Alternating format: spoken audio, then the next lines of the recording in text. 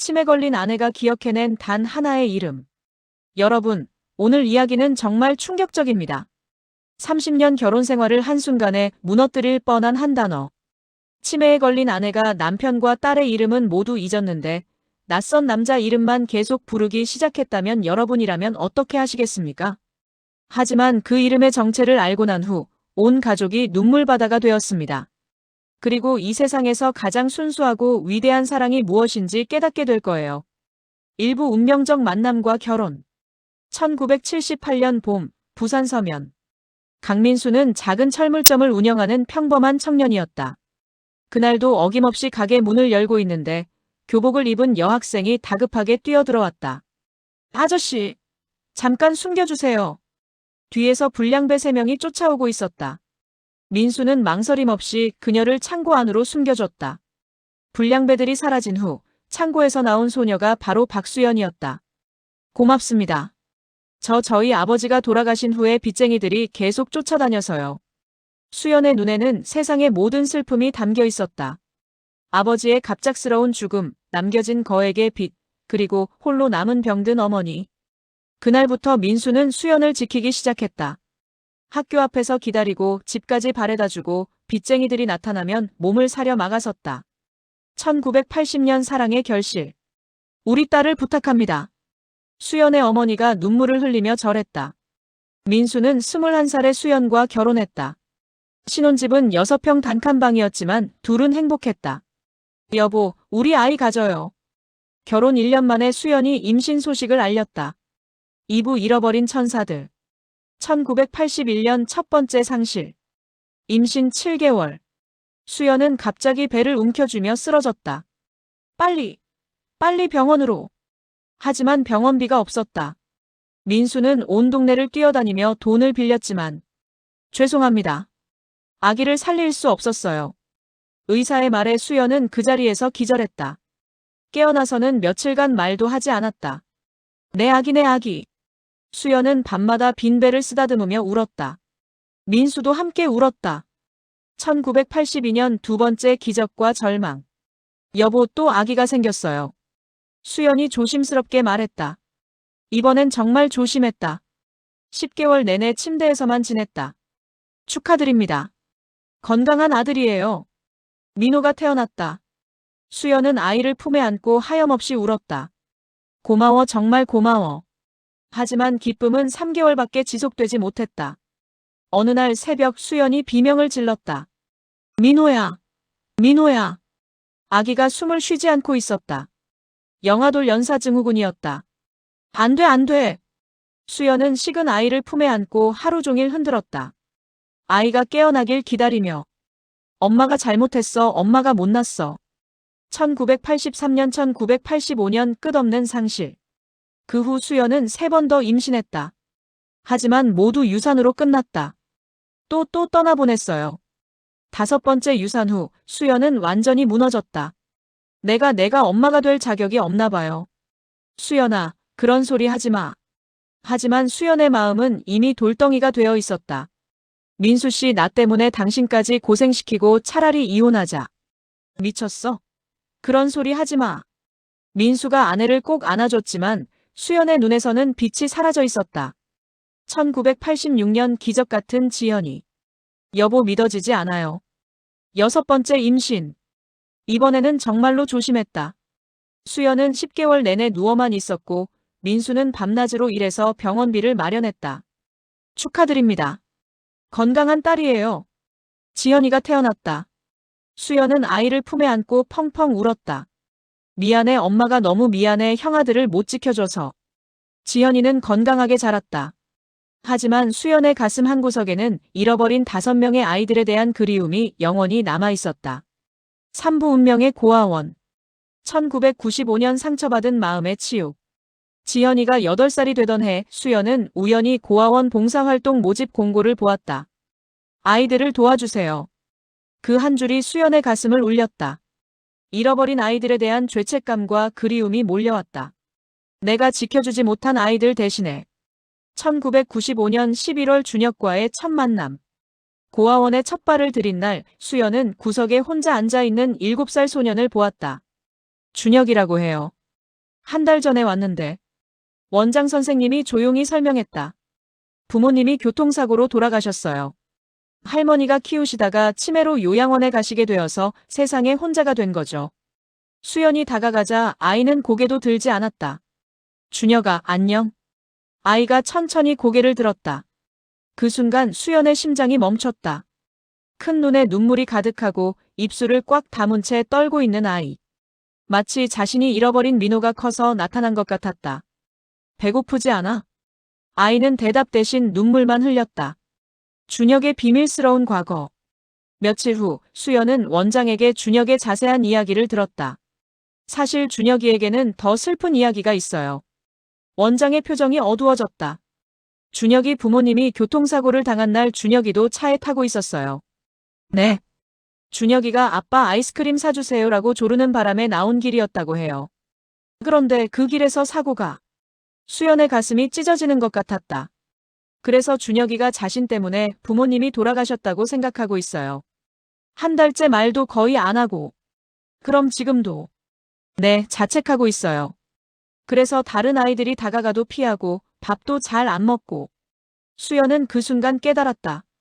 저 아이의 상처가 자신의 상처와 얼마나 비슷한지. 1995년 12월 마음을 여는 순간. 준혁아, 언니가 왔어. 수연이 매주 토요일마다 고아원을 찾았다. 처음에는 피하던 준혁이도 점차 마음을 열기 시작했다. 어느 날 준혁이 갑자기 물었다. 언니도 나처럼 나쁜 아이예요? 왜 그런 말을 해? 저 때문에 엄마 아빠가 죽었어요. 제가 아이스크림 사달라고 안 했으면. 준혁이 울먹이며 말했다. 수연은 아이를 꼭 안아줬다. 준혁아, 그건 내 잘못이 아니야. 하지만 언니도 아기들을 5명이나 잃었어. 준혁이 놀란 눈으로 수연을 바라봤다. 처음엔 언니도 내 잘못이라고 생각했어. 내가 못나서, 내가 엄마 자격이 없어서 아기들이 죽었다고. 정말요? 응. 그런데 지연이를 낳고 나서 깨달았어. 아기들이 죽은 건 누구 잘못도 아니야. 그냥 하늘이 더 필요해서 데려간 거야. 준혁이 처음으로 수연의 품에 안겼다. 언니, 그럼 제 엄마 아빠도 하늘에서 저를 보고 있을까요? 그럼 당연히 보고 있지. 그리고 준혁이가 행복하길 바라실 거야. 그날 밤 준혁이는 태어나서 처음으로 편안하게 잠들었다. 1996년 진짜 엄마가 되어가기. 엄마. 준혁이가 수연을 보자마자 달려왔다. 언제부터인가 언니 대신 엄마라고 부르기 시작했다. 우리 준혁이. 수연도 자연스럽게 아이를 받아 안았다. 마치 정말 자신의 아들인 것처럼. 준혁이는 수연이 오는 날만을 기다리며 살았다. 그리고 수연도 준혁이를 보는 것이 일주일 중 가장 행복한 시간이었다.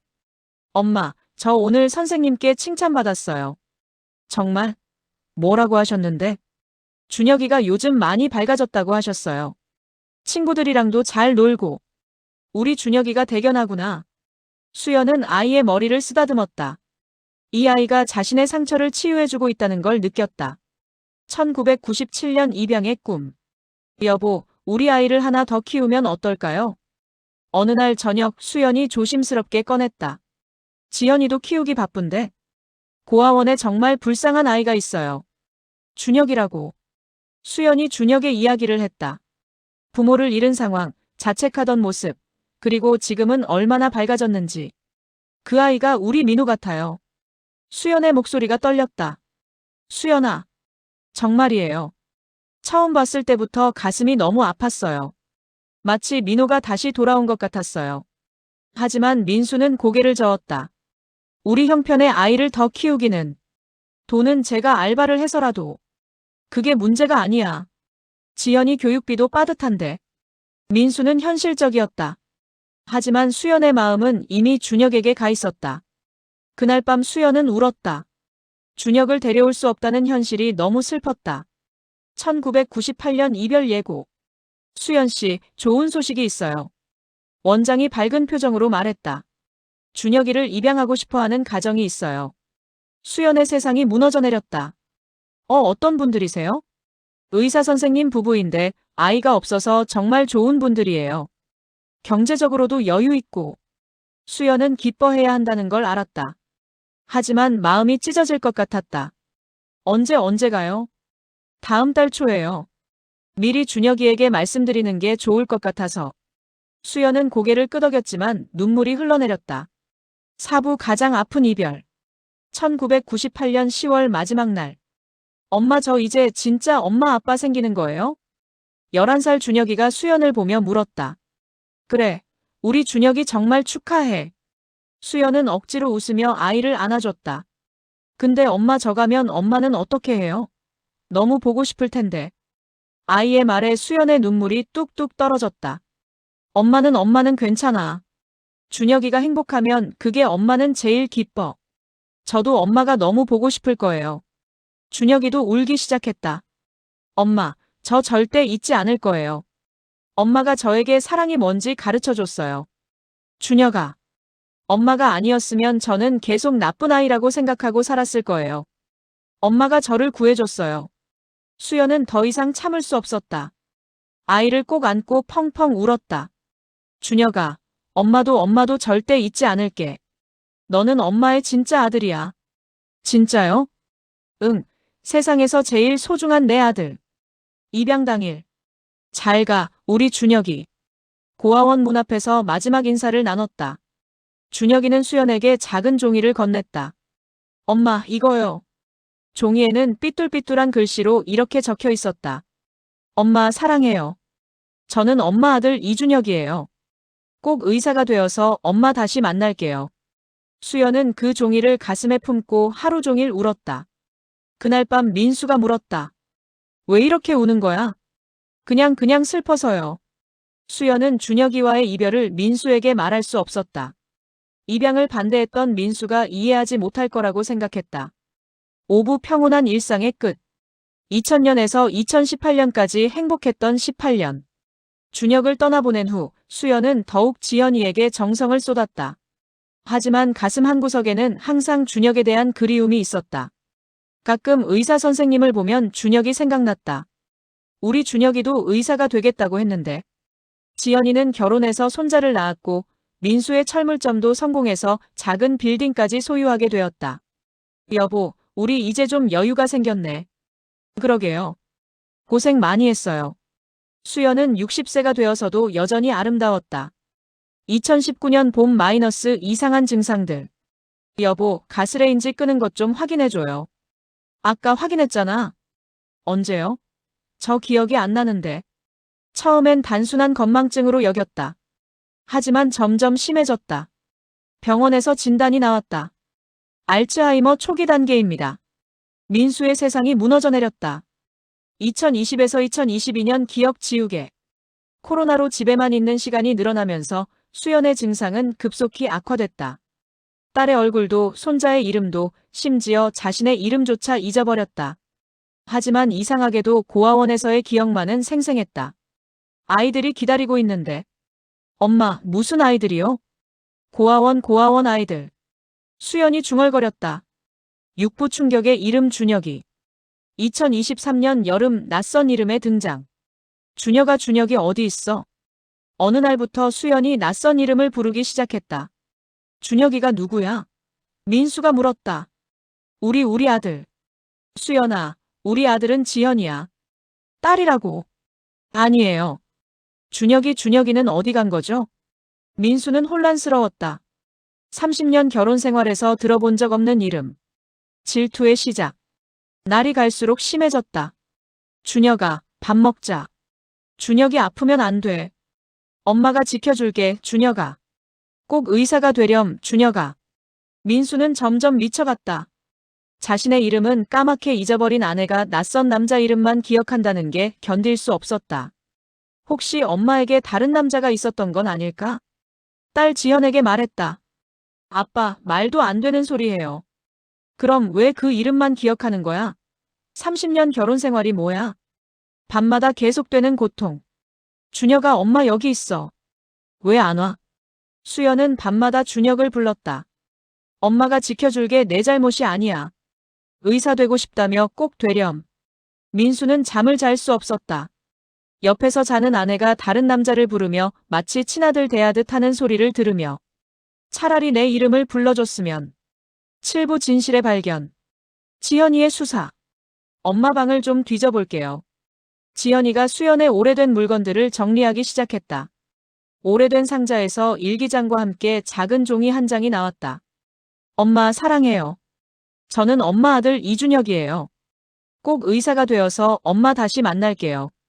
삐뚤삐뚤한 어린아이 글씨였다. 이게 뭐지? 지연이가 일기장을 펼쳐봤다. 1995년 11월 15일. 오늘 고아원에서 준혁이를 처음 만났다. 부모를 잃고 자책하고 있는 모습이 너무 안타깝다. 마치 우리 민호가 살아 돌아온 것 같다. 1996년 5월 20일. 준혁이가 나를 엄마라고 불렀다. 가슴이 뜨거워졌다. 이 아이를 진짜 내 아들로 만들고 싶다. 1997년 12월 24일. 준혁이와 크리스마스를 보냈다. 이 아이를 우리 집으로 데려와 키우고 싶다. 하지만 민수에게 어떻게 말할까? 벌써 반대할 게 뻔하다. 1998년 9월 30일. 준혁이가 입양된다는 소식을 들었다. 기뻐해야 하는데 너무 슬프다. 내 마음의 아들을 떠나보내는 기분이다. 1998년 10월 10일. 오늘 준혁이를 떠나보냈다. 마지막에 꼭 의사가 되어서 엄마 다시 만날게요라고 했을 때 나도 모르게 눈물이 났다. 이 아이를 절대 잊지 못할 것 같다. 충격적인 진실. 아빠, 이거 보세요. 지연이는 일기장과 종이를 들고 아버지에게 달려갔다. 민수는 일기를 읽으며 온몸이 떨렸다. 준혁이는 엄마가 3년간 돌보셨던 고아원 아이였어요. 뭐라고? 엄마는 그 아이를 진짜 아들처럼 사랑하셨던 거예요. 데려와서 키우고 싶어 하셨고요. 민수는 자리에 주저앉았다. 20년 전 그날이 떠올랐다. 그럼 수연이가 나에게 입양 얘기를 했을 때. 맞아요. 그때 준혁이 얘기였던 거예요. 근데 아빠가 반대하셨잖아요. 민수는 뒤통수를 맞은 것 같았다. 질투와 분노로 미쳐가던 자신이 너무 부끄러웠다. 그럼 수연이는 20년 넘게 그 아이를 그리워하며 살았던 거구나. 네, 그리고 치매에 걸려서 모든 걸 잊어도 그 아이만큼은 잊을 수 없었던 거예요. 8부 찾아낸 아들. 사립탐정과의 수사. 준혁이를 찾아보겠어요. 민수가 사립탐정에게 의뢰했다. 1998년에 입양된 11살 소년 이준혁이라는 이름으로 바뀌었을 거고 쉽지 않겠지만 해보겠습니다. 한 달 후 연락이 왔다. 찾았습니다. 지금은 이준혁이라는 이름으로 살고 있고 의사입니다. 민수의 가슴이 뛰었다. 수연이 예상했던 대로 의사가 되었다니. 서울대학교 병원 소아과 전문의로 근무하고 있습니다. 그리고 뭡니까? 매년 10월 10일에 고아원을 찾아가 봉사활동을 한다고 합니다. 수연 씨와 마지막으로 만난 날이죠. 준혁과의 첫 만남. 서울의 한 대학병원. 소아과 전문의 이준혁과 마주 앉았다. 정말 그분이 저를 기억하고 계시다고요? 준혁의 눈에 눈물이 고였다. 선생님께서 수연이라는 분을 아시는군요. 어머니세요. 제 진짜 어머니. 준혁이 떨리는 목소리로 말했다. 전 7살 때 부모님을 잃고 고아원에 갔어요.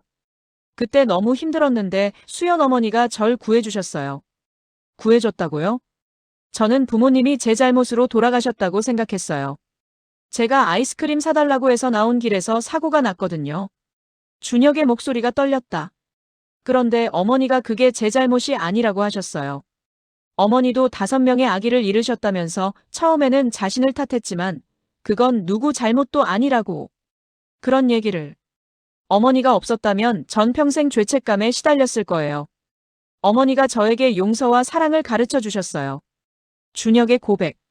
제가 의사가 된 이유도 사실은. 준혁이 잠시 말을 멈췄다. 어머니 때문이에요. 어릴 때 제가 아플 때마다 정성껏 돌봐주셨거든요. 열이 나면 밤새 이마를 식혀주시고 상처가 나면 호호 불어주시고. 그때부터 아픈 사람을 낫게 해주는 사람이 되고 싶었어요. 특히 아이들을요. 민수는 가슴이 뭉클해졌다. 그럼 당신도 수연이를 계속 기억하고 있었군요. 한 번도 잊은 적 없어요. 매년 10월 10일에는 고아원에 가서 아이들을 도와줘요. 어머니가 저에게 해주셨던 것처럼. 준혁이 주머니에서 낡은 종이를 꺼냈다. 이것도 아직 가지고 있어요.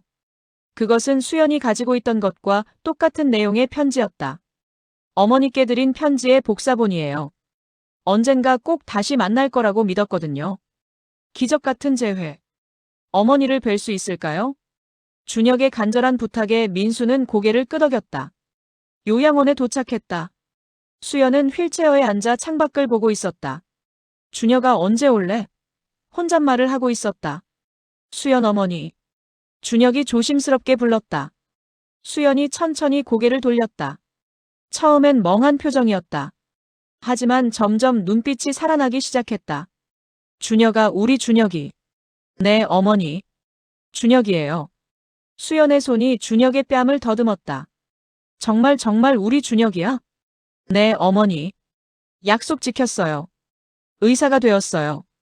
그 순간 수연의 눈에 선명함이 돌아왔다. 마치 안개가 걷히는 것처럼. 의사가 정말 의사가 되었구나. 수연이 준혁의 손을 꼭 잡고 놓지 않았다. 고생했겠다. 우리 아들 엄마가 너무 보고 싶었어. 준혁은 참았던 눈물을 터뜨렸다. 어머니, 저도요. 매일매일 보고 싶었어요. 구부 마지막 시간들. 가족이 된 시간들. 그날부터 준혁은 매일 요양원을 찾았다. 수연은 준혁이 올 때만 맑은 정신을 보였다. 준혁아, 오늘 병원에서 무슨 일 있었어? 어머니, 오늘은 5살짜리 아이가 수술을 무사히 마쳤어요. 정말? 우리 준혁이가 그 아이를 구해준 거구나. 네, 어머니가 저를 구해주신 것처럼요. 민수와 지연이도 함께했다. 처음에는 어색했지만 점차 준혁을 진짜 가족으로 받아들였다. 아버지, 그동안 어머니를 돌봐주셔서 감사해요. 미안하다, 준혁아. 그때 내가 너무 현실적이었나 봐. 아니에요. 아버지도 가족을 생각해서 그런 거였잖아요. 수연의 마지막 말. 며칠 후 수연의 상태가 급격히 나빠졌다. 준혁이 의사로서 진찰해보니 시간이 얼마 남지 않았다. 어머니, 저 여기 있어요. 수연이 힘겹게 눈을 떴다. 준혁아. 네, 어머니. 엄마가 널 정말 사랑했어. 내가 낳지 못한 진짜 아들. 저도 사랑해요, 어머니. 민수야 고마웠어. 지연이도 다들 고마워. 수연이 민수와 지연이의 이름을 불렀다. 마지막 순간에 모든 기억이 돌아온 것 같았다. 준혁아 약속해. 네, 어머니. 계속 아이들 도와줘. 엄마가 못다한 사랑을. 네, 꼭 그럴게요. 사랑해, 모두 사랑해. 조용한 이별. 수연은 준혁의 손을 잡은 채 평화롭게 눈을 감았다. 마지막까지 미소를 잃지 않았다. 장례식장에는 많은 사람들이 왔다. 고아원에서 수연과 함께 봉사했던 사람들, 그리고 수연의 도움을 받았던 아이들이 어른이 되어 찾아왔다. 수연 어머니는 많은 아이들의 어머니였어요. 고아원 원장이 말했다. 그분은 사랑하는 법을 가르쳐 주신 분이었어요. 에필로그 사랑의 유산. 1년 후. 민수는 준혁을 정식으로 양자로 입적했다. 늦었지만 이제 진짜 아들이다. 감사합니다, 아버지. 어머니가 하늘에서 기뻐하실 거예요. 준혁은 수연의 뜻을 이어 고아원에서 정기적으로 무료 진료 봉사를 시작했다. 어머니가 저에게 보여준 사랑을 이제 제가 다른 아이들에게 전하고 싶어요. 새로운 가족의 탄생. 준혁은 같은 뜻을 가진 간호사와 결혼했고 고아원에서 2 아이를 입양했다. 할아버지, 이 아이들은 저희가 키울 거예요. 민수는 눈물을 흘렸다. 수연이 못다 이룬 꿈을 준혁이 이어가고 있었다. 여러분, 이 이야기를 통해 무엇을 느끼셨나요? 치매는 기억을 앗아가지만 진짜 사랑은 절대 지울 수 없습니다. 수연 씨의 마지막 기억이 준혁이었던 건 그만큼 순수하고 깊은 모성애였기 때문입니다. 혈연이 전부가 아닙니다. 진정한 가족은 사랑으로 만들어지는 거예요. 상실의 아픔이 더 큰 사랑을 만들어낼 수 있습니다. 수연 씨는 잃어버린 5 아이들의 사랑을 준혁이에게 고스란히 전해주었습니다. 오늘 집에 가시면 가족들을 꼭 안아주세요. 그리고 말해주세요. 사랑한다고. 이 이야기의 실제 주인공인 준혁 씨는 현재도 소아과 의사로 활동하며 매년 어머니를 만났던 날에 고아원 봉사활동을 계속하고 있습니다. 그리고 말씀하셨습니다. 어머니가 저에게 주신 사랑의 씨앗을 더 많은 아이들에게 심어주고 싶다고. 이 이야기가 여러분의 마음에 닿았다면 좋아요 버튼을 눌러주세요. 그리고 댓글로 여러분의 생각을 들려주세요. 다음 주에도 더 감동적인 시니어 사연으로 찾아뵙겠습니다. 구독과 알림 설정 잊지 마세요. 그리고 여러분 주변에 이런 따뜻한 이야기가 있다면 언제든 제보해 주세요. 함께 나누고 싶습니다.